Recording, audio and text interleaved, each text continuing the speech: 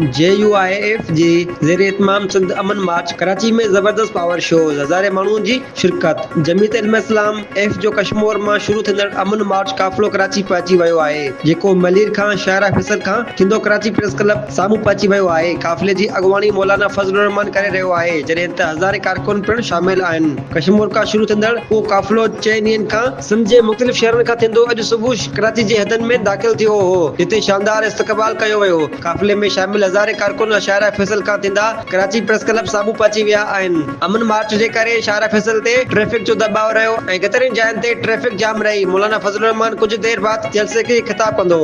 JUIF जी ज़ेर इत्माम सिंध अमन मार्च कराची में ज़बरदस्त पावर शो, हज़ारे माण्हुनि जी शिरकत। जमीयत इस्लाम एफ जो कश्मीर मां शुरू थींदड़ अमन मार्च काफ़िलो कराची पहुची वियो आहे, जेको मलीर खां शायरा फैसल खां थींदो कराची प्रेस क्लब साम्हूं पहुची वियो आहे। काफ़िले जी अॻुवाणी मौलाना फज़लुर रहमान करे रहियो आहे, जॾहिं त हज़ारे कारकुन पिणु शामिल आहिनि। कश्मीर खां शुरू थींदड़ उहो काफ़िलो 4 ॾींहंनि खां सिंध जे मुख़्तलिफ़ शहरनि खां थींदो अॼु सुबुह कराची जे हदनि में दाख़िल थियो हो, जिते शानदार इस्तक़बाल कयो वियो। काफ़िले में शामिल हज़ारे कारकुन शायरा फैसल खां थींदा कराची प्रेस क्लब साम्हूं पहुची विया आहिनि। अमन मार्च जे करे शायरा फैसल ते ट्रैफिक जो दबाव रहियो ऐं केतिरनि जायुनि ते ट्रैफिक जाम रही। मौलाना फज़लुर रहमान कुछ देर बाद जलसे खे ख़िताब कंदो।